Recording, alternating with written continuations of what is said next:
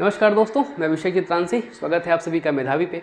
दोस्तों, आज बात करेंगे पृथ्वी की आकृति के बारे में। दरअसल मैंने देखा है कि बहुत सारे कन्फ्यूजन्स हो रखे हैं लोगों को कि ऐसे रहता ही है लोगों को कि पृथ्वी की आकृति एक्चुअल में है कैसी। क्या पृथ्वी पृथ्वी वैसी ही दिखती है जैसा कि हम उसे ग्लोब में देखते हैं, या पृथ्वी कुछ ऐसी है जो कि पुरानी कहावतों के आधार पर कि अगर यार पृथ्वी चपटी सी है और गोल है, अगर गोल है तो बहुत आगे जाएंगे तो नीचे गिर जाना है, और अगर चपटी है तो एक सीमा के बाद जाके पृथ्वी की जो लंबाई है वो ख़त्म हो जाएगी और हम फिर आगे नहीं जा पाएंगे। ऐसा कन्फ्यूज़न रहता है। आज हम बात करने वाले हैं कि क्या पृथ्वी की आकृति सच में कैसी है, क्या वो वैसी ही दिखती है जैसे वो ग्लोब में है, या उसमें कुछ और भिन्नताएं हैं।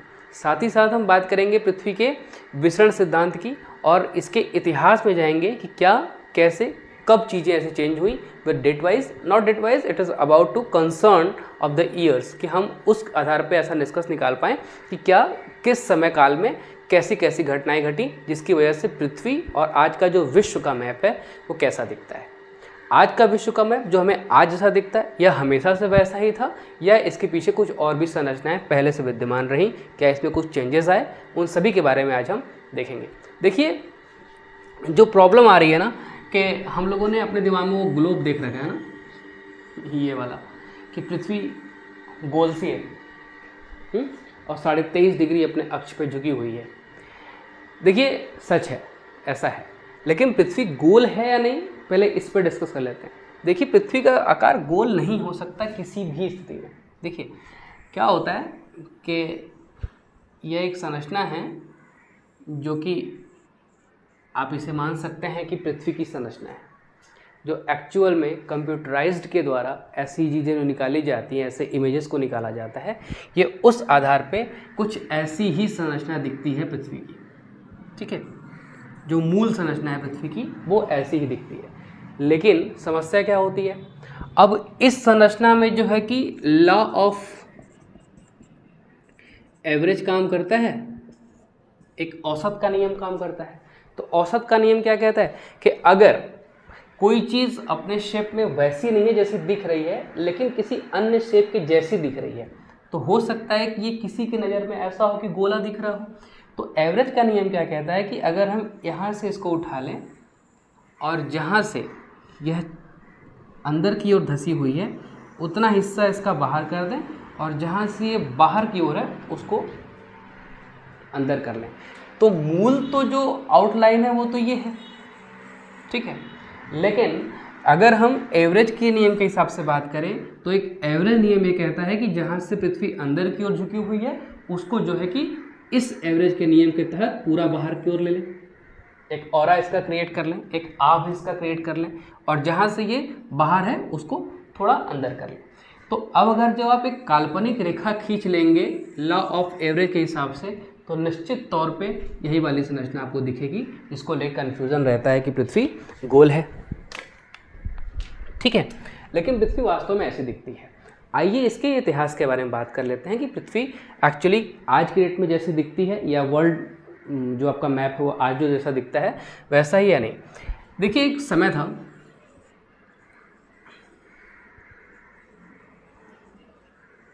कुछ इस तरीके से, ये कुछ यूं दिखा करता था। मैं कह रहा हूँ ये पूरी पृथ्वी है, इसकी एक आउटलाइन ले लीजिए। ठीक है, यह जो आउटलाइन है ये पृथ्वी की आउटलाइन होगी, यह मान के चलिएगा। ठीक है, और यह जो संरचना मैंने बना रखी है, ये अलग अलग संरचना मैंने बना रखी है। अगर मैं इसका एक आउटलाइन खींच लेता हूँ, एक आउटलाइन मान लीजिए मैं इसका खींच लेता हूँ कि ये इसकी आउटलाइन है। ठीक है, तो यह जो संरचना आ रही है ना, ये वाली, इसे कहा गया पैंजिया। पैंजिया यानी कि यह है आपका सुपर कॉन्टिनेंट। जानकारी के लिए यह जानना आवश्यक है कि आज के डेट में हम 7 महाद्वीपों के बारे में जानते हैं, हम 7 समंदर की बात कर लेते हैं, लेकिन यह आज की बात है। 20,000 करोड़ वर्ष पहले, 20 करोड़ वर्ष पहले क्या था कि केवल एक और एक ही पेंजिया हुआ करती थी, जिसे हम कहते थे सुपर कॉन्टिनेंट। आज की तरह 7 महाद्वीप नहीं होते थे, एक ही महाद्वीप था जो कि महामहाद्वीप था। सबसे बड़ा महाद्वीप एक ही महाद्वीप था जिसका नाम था पेंजिया। ठीक है, और इस आउटलाइन के बाद का और इस पृथ्वी के आउटलाइन के बाद, मतलब ये जो पेंजिया की आउटलाइन है और मैंने जो आपको बताया था ये पृथ्वी का अगर आउटलाइन आप मान लें, पृथ्वी का आउटलाइन मान लें, तो इसके बीच में, इन दोनों के बीच में जो ये खाली जगह जो बचता है ना, इसे कहा जाता है पैंथालासा। इसे कहा गया पैंथालासा। पैंथालासा क्या है? यह एक विशाल जलराशि है, विशाल जल राशि, यानी कि सुपर ओशियन जैसी एक संकल्पना। मतलब ये है, यह भूखंड है आपका जो कि पेंजिया है, और इस भूखंड और पृथ्वी के क्रोड या कोर के बीच में, पृथ्वी का जो आउटर है ये, इसके क्रोड नहीं बोलते उसे, अर्थ पृष्ठ बोलते हैं। पृथ्वी का जो आउटर है इसको लेके और यह जो पेंजिया का आउटर है, इन दोनों के बीच का जो गैप है यह है आपका पैंथालासा या यह है जल। मतलब ये है कि आज के समय की अपेक्षा तब के समय में सिर्फ एक महाखंड हुआ करता था, इसे महाद्वीप कहते थे, और इस महाखंड के बीच, इस महाखंड और पृथ्वी के अर्थ क्रस्ट के बीच जो गैप है, इसके बीच जो भरा हुआ जल है, इसे कहा जाता था पैंथालासा। ठीक है, यानी कि एक महान जल राशि और दूसरा महान भूखंड या महाद्वीप। ठीक है, यहाँ तक बातें एकदम क्लियर होनी चाहिए आपको, एकदम क्लियर सी बात है, इसमें कुछ भी और समझने जैसी चीज़ें नहीं है। ठीक है, लेकिन समय के साथ क्या है ना कि सबके अपने प्लेट्स हैं और एक समय के बाद इसका एक्सपेंड होता है, एक्सपेंड करना ये शुरू करता है। एक्सपेंड में क्या हुआ है, अब मान लीजिए कि अगर ये चीज़ें जुड़ी तो हुई आपस में, ये सारी चीज़ें जुड़ी हुई हैं। अगर मैं इसे ये कह लूँ कि ये आपका नॉर्थ अमेरिका है, ये साउथ अमेरिका है, ये आपका अफ्रीका है, ये अपना प्यारा भारत है, ये रशिया, चाइना, ऐसे अगर मान लें आज डेट में, तब तो ये समझना आसान है, लेकिन यह एक पेंजिया के रूप में ही आपको दिखता था। एक समय के बाद जब इसमें एक्सपेंड होना शुरू हुआ, जब ये चीज़ें एक्सपेंड होना शुरू हुई हैं, तो ये 2 भागों में बट सा गया, यहाँ से ये 2 भागों में बट सा गया। अब ये जो ऊपर वाली संरचना है, ये जो ऊपर वाली संरचना है, यह संरचना कही गई लॉरेशिया, और ये जो नीचे वाली संरचना है इसे कहा गया गोंडवाना लैंड, गोंडवाना लैंड। ठीक है, ऊपर वाला लॉरेशिया और नीचे वाला गोंडवाना लैंड। अब आप ध्यान दीजिए, अगर ये 2 भूखंड हैं, इन 2 भूखंडों के बीच में अगर गैप आता है, यह एक्सपेंड करते हैं अपने जगह से, एक नीचे की ओर और एक ऊपर की ओर। अगर एक्सपेंड करते हैं तो यहाँ जो जल राशि है ये डेफिनेटली यहाँ एंट्री करेगी। ठीक है, तो जब ये यहाँ पे एंट्री कर रही है तो यहाँ की जो खड्डे हैं, यहाँ जो गड्ढे हैं, इनमें जो है कि इनका जल समाहित होगा, और यह जो जल एक खास समय में समाहित होता गया और यही आगे चल के बना टेथिस सी या टेथिस सागर। ठीक है, ये आपका टेथिस सागर बना। लेकिन साथ ही आपको ये भी देखना है कि यह जो टेथिस सागर आज का आपको दिख रहा था, मैं आज से करीब 15 करोड़ वर्ष पहले की बात कर रहा हूँ, यह जो टेथिस सागर यहाँ पे विद्यमान हुआ करता था, इसके एक्सपेंड के समय, इसके विस्तार के समय। ठीक है, अब क्या हुआ कि यहाँ तो टेथिस सागर का निर्माण हो गया, लेकिन देखिए 2 प्लेट्स हैं, ये ऊपर वाले भूखंड को नियंत्रित करती थी यूरेशियन प्लेट, और नीचे वाले भूखंड को नियंत्रित करती थी इंडियन प्लेट। इंडियन प्लेट, इसे यहाँ ऐसे समझ लें आप, ये है आपकी यूरेशियन प्लेट, और इसके नीचे जो है यह है आपकी इंडियन प्लेट। अब इंडियन प्लेट जो है कि समय के साथ ऊपर शिफ्ट हो रही है, मतलब ये वाला हिस्सा ऊपर की ओर शिफ्ट हो रहा है। तो जब ये ऊपर की ओर शिफ्ट होगा तो एक समय के बाद जो है कि यह इससे टकरा जाएगा। मतलब ये है कि जब इंडियन प्लेट इंडियन प्लेट, यह आपकी इंडियन प्लेट है और यह आपकी यूरेशियन प्लेट, यह अपने जगह पर स्थित है। थोड़ी बहुत मूवमेंट सभी प्लेट्स में होती हैं, लेकिन जब इंडियन प्लेट नीचे से ऊपर की ओर, यह वाला हिस्सा ऊपर की ओर जब मूव कर रहा है, तो जब यह मूव करेगी तो सीधी सी बात है कि ये यहाँ पर टकराएगी। जब ये टकराएगी तो या तो इसे ऊपर ढकेलेगी या तो नीचे ढकेलेगी। क्योंकि यह पहले से ऊपर है इसलिए इसे सिर्फ और सिर्फ ऊपर ही ढकेला जा सकता है। इसका मतलब ये है कि जब इंडियन प्लेट ने इसे धक्का दिया है, इसे मूव कराया है, तो यह जितना ज़्यादा इसे मूव कर रही थी, जितना इस पर प्रेशर इम्पोज कर रही थी, यह उतना ही ज़्यादा नीचे चली जा रही थी। और जो यूरेशियन प्लेट है यह इसकी तुलना में ऊपर उठना शुरू हो रही थी। इसका मतलब ये है कि जब इंडियन प्लेट और यूरेशियन प्लेट साथ में टकराती हैं तो इंडियन प्लेट नीचे की ओर मूव कर रही है, जबकि इसकी तुलना में, इसके अपेक्षाकृत जो यूरेशियन प्लेट है यह ऊपर की ओर मूव कर रही है। इसका मतलब यह है कि यह तो पृथ्वी के ऊपर परपटी की घटना हो रही है ना, तो यह नीचे जा रही है और यह ऊपर। अब इसको आप यहाँ देख लीजिए, अगर यह इसे मूव करेगी तो इसके शेप में परिवर्तन होगा। ये कुछ इस तरह से दिखना शुरू हो जाएगी और ये इस तरह से दिखना शुरू हो जाएगी। इसका मतलब है कि यहाँ पे ढेर सारी, इस क्रिया के फलस्वरूप यहाँ पे ढेर सारे पर्वत और पठार निर्मित होना शुरू हो जाएंगे। ठीक है, मतलब ढेर सारी पहाड़ियाँ, ढेर सारे श्रृंखलाएं और ढेर सारे पर्वत यहाँ पे इसके अंतर्जात या बहिर्जात बल के कारण देखने को मिलेंगे। मतलब यह है कि इंडियन प्लेट को यूरेशियन प्लेट द्वारा टक्कर मिलने के बाद यहाँ के भूपर्वटी पर इस तरह की संरचनाओं का निर्माण हो गया और यह संरचनाएं कही गई पर्वत या श्रृंखलाएं। और यही जो पर्वत श्रृंखलाएं हैं, जब यह बड़ी हुई, काफ़ी ज़्यादा ऊपर गई, यह एक बड़ी हो गई, और आपको एक आइडिया होगा कि जब भी हम सतह से ऊपर की ओर, अगर इसे हम इक्वेटर लाइन मान लें, इक्वेटर लाइन की जब ऊपर जाने लगते हैं तो टेम्परेचर जो है कि घटने लगता है। मतलब टेम्परेचर घटने का मतलब है कि अब ठंड की अवस्था आ रही है, और जब टेम्परेचर बढ़ता है इसका मतलब है कि गर्म ज़्यादा पड़ेगा। तो जब भी हम इक्वेटर लाइन के ऊपर जाते हैं एक साधारण से सामान्य तौर पे, तो वहाँ क्या होता है, टेम्परेचर डाउनफॉल होता है, गिरता है।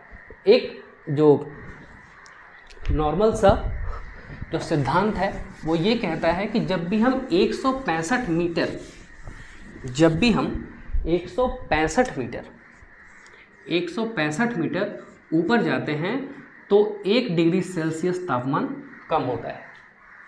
165 डिग्री ऊपर जाते हुए 1 डिग्री सेल्सियस तापमान कम होता है जब भी हम 165 डिग्री ऊपर जाते हैं। अब देखिए, यह जो यहाँ पे पहाड़ियाँ बनी थी यह था हिमालय, और हिमालय की जो अप्रॉक्सीमेटली जो हाइट है वो 8,800 समथिंग है, मतलब 9,000 किलोमीटर के आसपास, 9,000 मीटर के आसपास। तो अब आप ये समझिए कि अगर 165 मीटर ऊपर जाने पे 1 डिग्री तापमान कम हो रहा है, तो लगभग 1 किलोमीटर जाने पे 5 डिग्री सेल्सियस तापमान कम होगा। जब भी हम 1 किलोमीटर ऊपर जाएंगे तो लगभग -5 डिग्री का तापमान घटेगा। ठीक है, अब जब -5 डिग्री घट रहा है, तो अगर इसको मैं 9,000 किलोमीटर मान लूँ या 9,000 मीटर मान लूँ, तो 9 × 5 = 45, लगभग 45 डिग्री तापमान कम हो जाना है। कितने हाइट पे जाने के बाद? 9,000 मीटर के। अब यहाँ पे जो हिमालय है, सीधी सी बात है, यह 9,000 किलोमीटर या 9,000 मीटर पे है। तो अब यहाँ पे जो है कि इतना ठंडक पड़ रहा है कि यहाँ पे जो है कि बर्फ का आरोहण होने लगा है, बर्फ के क्राउड बढ़ने लगे हैं, बहुत ज़्यादा यहाँ बर्फबारी होती है। इसका मतलब है बर्फ़ को हम कहते हैं हिंदी में हिम, और जहाँ पे रहने का निवास स्थान है उसे कहते हैं आलय। इसका सेंस ये हुआ कि हिमालय का जो नाम निकल के आया वह इसी से आया कि वहाँ पे बर्फ़ बहुत ज़्यादा पड़ती थी, इस वजह से उसका नाम रह गया हिमालय। वहाँ पे लोग बसना शुरू हुए, वहाँ पे भाषा का विकास हुआ, और इस वजह से जो है कि हिमालय का नाम हिमालय पड़ा एक्चुअली। ठीक है, आपको ये चीज़ समझ में आ गए होंगे कि हिमालय बना कैसे, क्या रीज़न रहे होंगे, और वहाँ पे इतनी ज़्यादा बर्फ़ क्यों पड़ती है। ठीक है, हम बात कर रहे थे कि पृथ्वी की आकार कैसी है। ठीक है, अब इसका मतलब ये है, अब आप समझ लीजिए, अगर पृथ्वी गोल होती तो यहाँ एक महान जल राशि कैसे होती, यहाँ जल कैसे होता, और अगर ये गोल ही होती तो इस पे पहाड़, पर्वत और पठार कैसे होते, इस पे मैदान कैसे होते, और इस पे जो है कि घास के मैदान और टुंड्रा जलवायु, ये सब कैसे यहाँ पे रह पाती। इसका मतलब है कि पृथ्वी गोल नहीं है। पृथ्वी की आकृति समझने के लिए जो बाकी लोगों ने बताए हैं, जो हम प्राचीन कहावतें सुनते आए हैं ना कि बहुत दूर जाएंगे तो नीचे गिर जाएंगे और पृथ्वी चपटी, एक समय के बाद, एक खास सीमा के बाद जाने के बाद पृथ्वी का आकार समाप्त हो जाएगा, तो हम कहाँ जाएंगे, ऐसा नहीं है। देखिए, जो वैज्ञानिक कह रहे हैं और जो आज का अध्ययन कहता है, उसके हिसाब से जो पृथ्वी है, मूल पृथ्वी आज की, पृथ्वी की आकार के लिए पृथ्वी के आकार के लिए जो शब्द यूज़ किया जाता है वह किया जाता है पृथ्व्याकार। मतलब यह है कि पृथ्वी का आकार कैसा है, पृथ्वी का आकार पृथ्व्याकार है। पृथ्व्याकार को अगर हम इंग्लिश में लिखना चाहें तो इसे लिखेंगे जियोइड। जियोइड, जियोइड का मतलब है कि जो पृथ्वी है, यह जो पृथ्वी का हमने शेप बना रखा था ना, ये जो पृथ्वी है, इसके ऊपर की जो घटनाएं हैं ना, इसको जो हम जब पढ़ाई कर रहे होते हैं तो इसे कहते हैं जियोइड।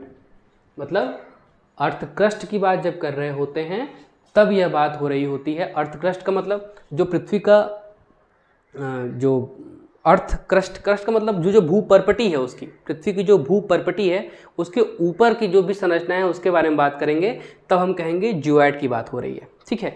लेकिन जैसे ही हम पृथ्वी के भीतर इसके कोर के बारे में बात करेंगे, इसके क्रोड के बारे में बात करेंगे, इसके मेंटल के बारे में बात करेंगे, और इन सभी के बारे में बात करते करते जब तक कि हम इसके अर्थ क्रस्ट तक नहीं आ जाते, अर्थ क्रस्ट तक नहीं आ जाते, तब तक की सीमा कही जाएगी जियोलॉजी। जियोलॉजी मतलब भूप्रवृत्ति के ऊपर की जितनी भी संरचनाएं हैं उसे पढ़ने के लिए, उसके अध्ययन करने के लिए जियोइड और ज्योग्राफी या जियोइड, और उसके भीतर के भूप्रवृत्ति के भीतर की सारी बातें करने के लिए, सारा अध्ययन करने के लिए जियोलॉजी, ठीक है। जियोलॉजी के बारे में जब हम पढ़ाई करते हैं तो वह पृथ्वी के अंदर या भूगर्भ विज्ञान की बात करते हैं, ठीक है। इसका मतलब कुल जो सेंस निकला कि वह पृथ्वी ना गोल है, ना चपटी है, ना टेढ़ी है, ना मेढ़ी है, ऐसा कुछ नहीं है।